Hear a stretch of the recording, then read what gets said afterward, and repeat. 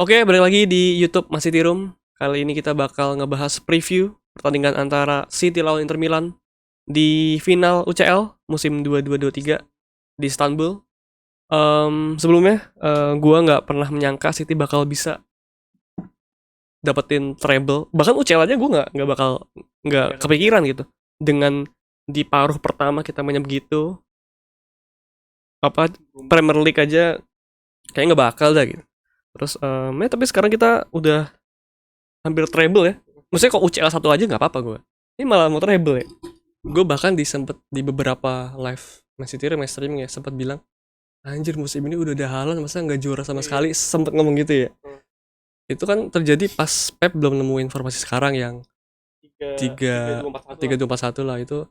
Bahkan saking Pep belum nemu informasi yang cocok ya di match lawan Chelsea di away di Stamford Bridge, Pep tuh bahkan dalam satu match main dua formasi yang berbeda. Di babak pertama itu kan kita masih main 4-3-3, kiri Cancelo karena masih Walker. Itu udah sesuai harapan fans tuh, udah main gini aja gitu karena sebelumnya pernah rombak-rombak. Ngapain sih main back three? Jadi ngapain sih main back three? Karena nggak seperti biasanya kan. Udah akhirnya babak pertama jelek, babak kedua masuk Rico Lewis sama kiri siapa gue lupa, main 3 back mainnya langsung bagus. Maksudnya itu juga Cancelo sama Walker diganti ya. Kayak emang ini tujuan gue main 3 back udah amat lah gitu. nurut aja. Ya akhirnya kita menang tapi tetap aja fans kayak nggak puas gitu karena aduh menangnya pakai nggak 4-3-3 nih, dan sejak kapan Pep main 3 back gitu. Dan ya habis itu Johnston main bagus, gue lupa tuh Johnston ngekliknya pas hybrid position jadi back ke DM itu lawan siapa, tapi orang-orang kayak pada nyamain tuh kayak Johnston CB jadi DM udah sering kayak Mascherano, terus kayak David Luiz gitu. Itu menurut gue beda. Kalau dulu tuh zamannya Pep Mascherano tuh DM dijadiin back gitu doang. Udah beda. Kalau ini bener-bener dalam satu pertandingan bisa dua posisi gitu. Kalau lagi nyerang jadi DM, kalau bertahan jadi back itu. Dan setelah formasi itu dan strategi itu berjalan dengan lancar, udah tuh kita nggak pernah kalah sama sekali dengan Brentford. Itu juga nggak gitu kehitung ya. Dan ya gue nggak tahu nih, nggak tahu gimana cara kalau gue jadi tim lain, gue nggak tahu gimana cara ngadepin City di musim ini gitu. Ya paling dengan formasi ini menurut gue ya agak kesulitan itu pas kita lawan West Ham di babak pertama, walaupun kita menang ya, tapi di babak pertama kita empot-botan. Dan yang terakhir kali itu lawan MU. Banyak pandit yang bilang atau berseliweran di sosmed kalau City itu nggak main full team, maksudnya nggak sepenuhnya gitu. Menurut gue nggak main 100% ya. Menurut gue enggak. Udah gak ketemu tuh formasi ya. Biar City tuh nggak terlalu dardedur kayak lawan Madrid, ya semua cara bertahannya bagus, di belakang dibanyakin kayak lawan MU kemarin.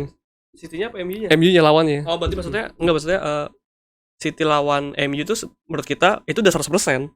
Cuman emang jago aja MU-nya, maksudnya gitu.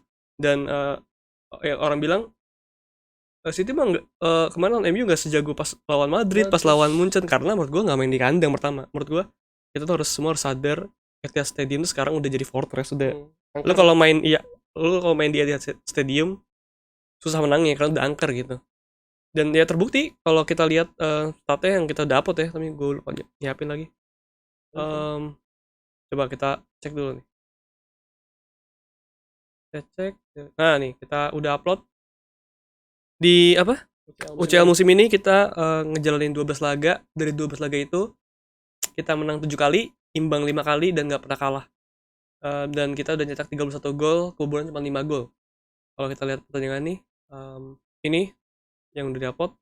Dan kita tuh di laga away cuma menang sekali ya. Itu pertama doang banget. Lawan Sevilla. Abis itu kita gak pernah menang. Gak pernah menang. Seri semua kan? Iya, jadi kita tuh away itu cuma menang sekali lawan Sevilla. Sisanya tuh imbang semua, bahkan lawan Copenhagen aja kita imbang walaupun kartu merah ya si Sergio Gomez. Jadi dan di saat kita udah menemukan formasi back three itulah, kita juga nggak pernah menang. Yang pertama tuh lawan Bayern Munchen ya. Munchen 5-1 sama. Emang sih kita agak mengendor karena kita udah menang di leg pertama. Jadi agak-agak ya nggak terlalu full, maksudnya secara tenaga nggak terlalu dikeluarin. Dan kemudian di Madrid juga sama. Tapi poinnya itu kita tuh di laga away emang gak seserem home gitu. Bahkan kita udah juga post juga nih. Bukan hanya di UCL, di lawan-lawan bukan penting sih, di laga-laga penting juga kita kalau away begitu, kita cuma menang 2 kali. Yaitu lawan Chelsea, enggak Big Six dan ini juga. Soalnya ada yang juga yang penting dan Big Six. Jadi kita cuma menang 2 kali lawan Chelsea dan lawan Arsenal. Sisanya imbang. Lawan Spurs kalah. Lawan MU kalah, tapi ini belum formasi sekarang. Tapi poinnya itu, kita nggak seserem di laga home. Jadi emang buat yang kayak pandit yang bilang kita tuh lawan MU nggak 100%, menurut gua ini kenapa lawan MU ya kurang tepat ya, menurut gua kurang tepat karena itu udah mentoknya kita tuh. Nah itu ya yang mana gua khawatirin ntar di final nanti lawan Inter Milan. Takutnya kita ya kecolongan atau gimana gitu. Tapi menurut Mas gimana nih lawan Inter nanti?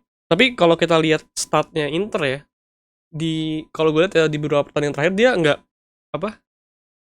terkalahkan gitu. Bahkan di final terakhir tuh lawan Fiorentina itu dia menang juga gitu. Kan yang gue tahu tuh gue tuh ngikutin Inter Milan tuh jarang ya. Yang gue denger juga paling ini strikernya tuh Mandul. Oh gitu. Itu tapi bukan akhir-akhir ini ya, sebelumnya tuh kayak babak 8 besar apa 16 besar Champions League gitu. Nah setelah itu strikernya udah mulai gacor tuh, kayak Zeko golin di semifinal, terus Lautaro golin juga di final lawan Fiorentina juga golin. Jadi itu dong yang gue tahu sekarang. Tapi kalau yang mas denger gimana lawan Inter nanti? Nah sejujurnya gue tuh nggak ngikutin Inter sama sekali ya, gue denger cuma dari TL aja, nggak pernah nonton. Tapi gue sekarang fokus di City-nya nih. Yang tadi udah gue bilang, City tuh kalau main dengan musuh yang atau lawan yang low block, maksudnya yang belakang semua, itu pasti kesulitan karena udah dilihat dari kemarin lawan MU. Itu juga udah ngupload di sosmed City Room kan. Kita lihat ya, boleh. Kita lihat yang ini nih.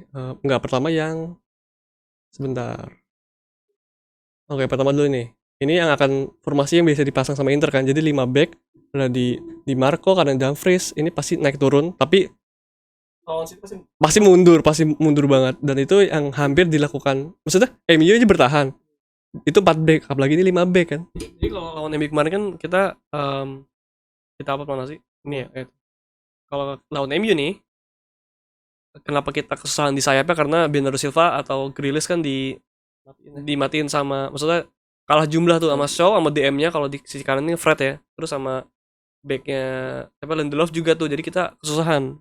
Dari babak kedua nih yang kita upload juga, Bernardo agak mundur, jadi KDB one on one. Nah masalahnya kalau di lawan Inter ini kan ada 5 back nih, ini ada 2 lagi nih, kayak mungkin si Congalu sama bukan si Brozovic. Bukan Brozovic sama Barella apa? Mungkin apa sama Calhanoglu juga. Ini kalau di sini nih misalnya Calhanoglu nih, ini misalnya Kevin di sini ya. Kevin di sini, ini di kursor, kan kursor nggak sih? Terus ini si Bernardo Silva. Nah ini udah 3 lawan 2 juga nih. Maksudnya susah banget. Ya kan Walker nggak mungkin semaju itu. Walker nggak mungkin maju. Kalau misalnya maju ya ya mungkin lebih bahaya ya kita serang balik ya. Cuman ya mungkin kalau mereka back 5 ini ya defendingnya menyerangnya bakal kesusahan ya. Nah, makanya yang awal sih motivasi gue untuk City ya, pertama utamain set piece buat ngegolin dulu. Karena menurut gue ya, kita kalau main lawan Madrid jangan pernah harapin kita bakal main kayak lawan Madrid atau lawan Munchen di home. Jangan pernah harap, karena menurut gue bakal beda banget. Walaupun secara skill Inter Milan ya di bawah Madrid dan Munchen, tapi secara permainan pasti mereka di belakang semua. Yang tadi pertama andelin set piece dan shoot dari jauh. Karena kemarin lawan MU kan kita kesulitan nyerang, tapi gol kita dari 2 itu set piece dan shoot dari jarak jauh. Karena itu, dan juga kita punya Ederson lagi bagus, dan dia pasti bakal sering umpan-umpan jauh ke Haaland gitu. Karena kalau umpan ke kaki menurut gua ketutup semua sih, pasti.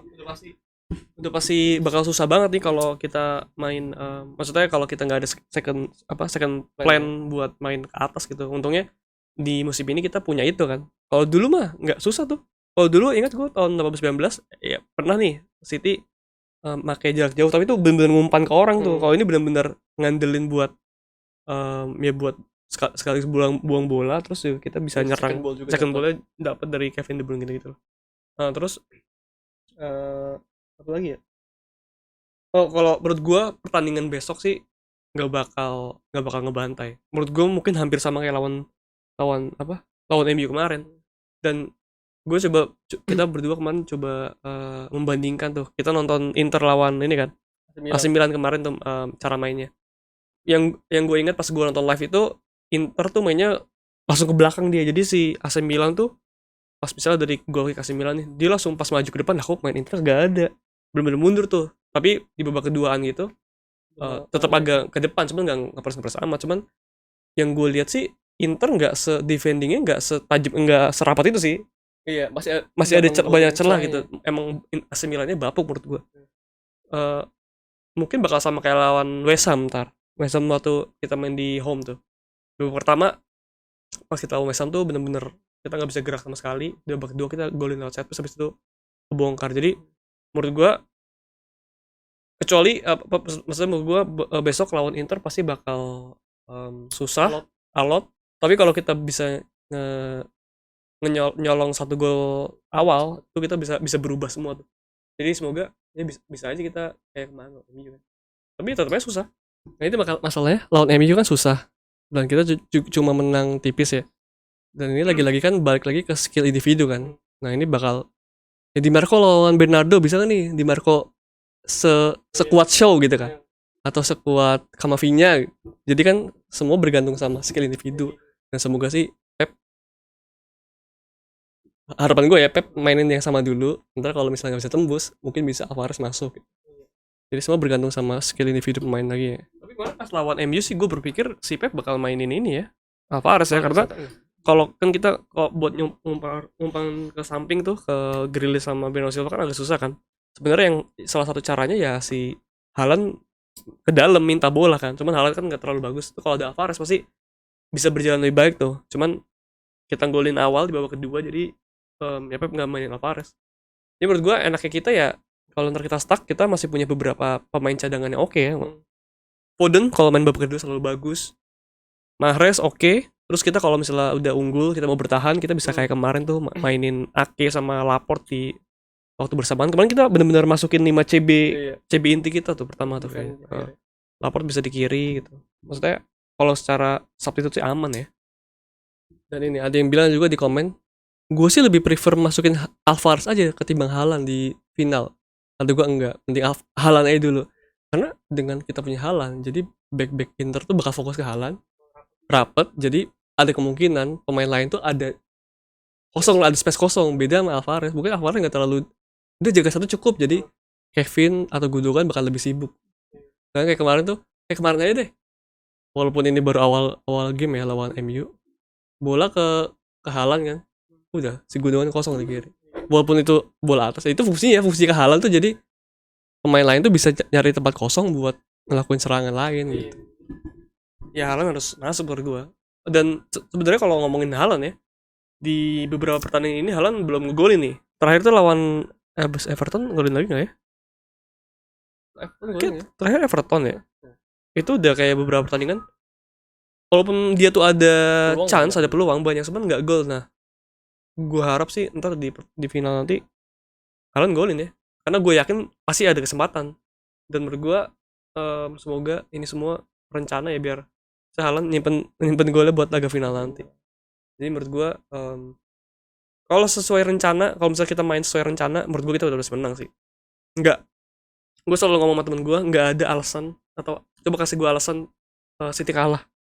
Nggak ada kecuali kartu merah, kecuali ada kesalahan, handsball kayak kemarin tuh. Itu kalau nggak handsball kita benar-benar nguasain pertandingan full tuh. Nggak habis ya. Benar-benar MU nggak apa-ngapain gitu. Kan gara-gara satu insiden itu ya hancur semua. Ya terus kita lagi nggak main bagus. Iya kalau lagi nggak main bagus ya kita bisa kalah. Cuman menurut gue ya, ini kalau orang-orang ngomong kan sering ngomongin mental ya. Menurut gue City mentalnya udah pasti ada lah. Nggak mungkin tiba-tiba pas final, aduh masa apa kita juara yang gue udah pasti, gue ini tinggal satu lagi gue pasti mau treble lah gitu. Masalah mental udah pasti kelar. Mental mah menurut gue mental digunakan hanya untuk penalti menit akhir, misalnya one on one. Tapi one on one itu lebih berpengaruh sama skill ya. Mereka tuh udah pemain Sterling kayak mental sih. Sterling mental ya Sterling ya. Jadi mental tuh bukan satu match nih misalnya City kalah karena mental, bukan mental tuh menurut gue, bagi gue tuh hanya di momen-momen tertentu. Kayak Benzema tuh Panenka di semifinal tuh mental tuh. Tapi kalau mereka ini pemain bola profesional, Dibayar gede. dibayar gede, dilatih sama pemain pelatih terbaik, pernah main di Piala Dunia. Terus udah misalnya ngomong City mah nggak ada mental CL, nggak ada mental juara. Ya itu kemarin udah menang 2 trofi. Terus kalau mental itu nomor 1 menurut gue ya, tuh City nggak bakal juara Aguero moment tuh. Iya. Karena itu harus kalau ngomongnya mental ya. Kalau mental. Kalau kalau lu kurang 2 gol di menit 90 terus nggak pernah juara. nggak pernah juara kan, harusnya kalau City nggak juara nggak comeback dong. Itu dari mana coba ya? Pasti gue ya banyak faktor. Mental ada pasti, cuman ya nggak apa-apa kalau kalah ngomongnya mental. Kalau kalah ya mainnya lagi jelek aja gitu. Dan menurut gue ya City itu mental berguna nomor beberapa yang nomor 1 form dulu gitu. Misalnya ada orang ngomong nih, pasti Inter nih semangat nih apa mentalnya gede nih karena dia udah juara. Menurut gue City lebih kenceng lagi pengen juara. Ini banyak orang sakit hati loh. Apa sih Ruben Dias pasti apa inget zaman-zaman itu kayak pasti kesel gitu. Dan iya kalau kita lihat di interview Grealish sama Kevin De Bruyne udah bilang gue nggak ada didikan sama sekali. Maksudnya kenapa harus didikan juga? Maksudnya ya udah bener mereka gitu. Jadi gue bilang lagi pertama tuh yang menentukan apa performa ya pemain, form pemain di beberapa match terakhir. Yang dimana City bagus. Yang kedua skill. Maksud skill tuh contohnya di laga away Bernabeu itu gol karena Kevin yang nendang. Skill Kevin di jarak jauh itu bagus. Mungkin kalau itu Bernardo nggak gol karena skillnya nggak sebagus Kevin gitu. Jadi kedua skill, ketiga baru mental. Jangan semua mental tuh. Nah kalau City kalah mentalnya nggak kuat nih. Kalau City menang karena City jago. Enggak Enggak ada ngomong mental ya. nggak ada ngomong mental.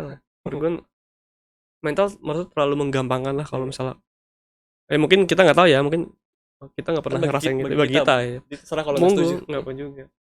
Terus kalau kita ngomongin starting line up, menurut gue hampir semua sama kecuali gue nggak tahu kenapa ya.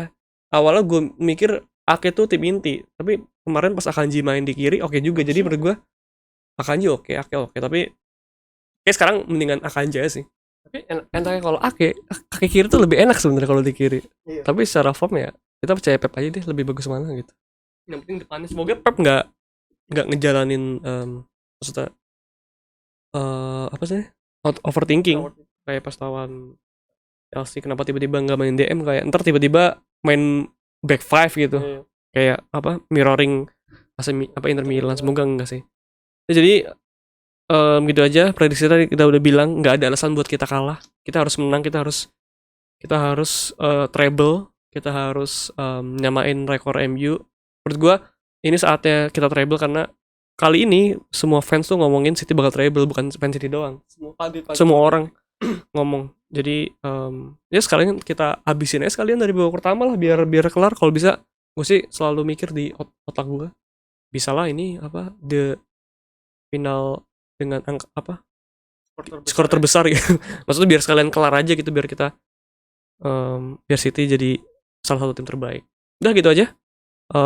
Jangan lupa subscribe apa YouTube kita, terus follow semua akun IG kita udah hampir 10.000 ya, jadi bantu follow. Terus besok juga kita bakal live ya jam berapa sih Kof? Jam 2 ya? Jam 2, jadi pantengin terus. Kita kemungkinan juga bakal ini ya di IG. Jadi pantengin terus. Kita juga menuju 1.000 subscribers di YouTube. Dan ya semoga aja. Oh ya, besok tuh 3 tahun Man City Row. Jadi pas 10 Juni semoga sih kadonya nggak perlu apa-apa, cuma juara aja City di Liga Champion untuk pertama kalinya. Jadi jangan lupa kalau mau bantu kita langsung nih apa namanya sawer. Thank you. Kita bertemu besok di live. Bye.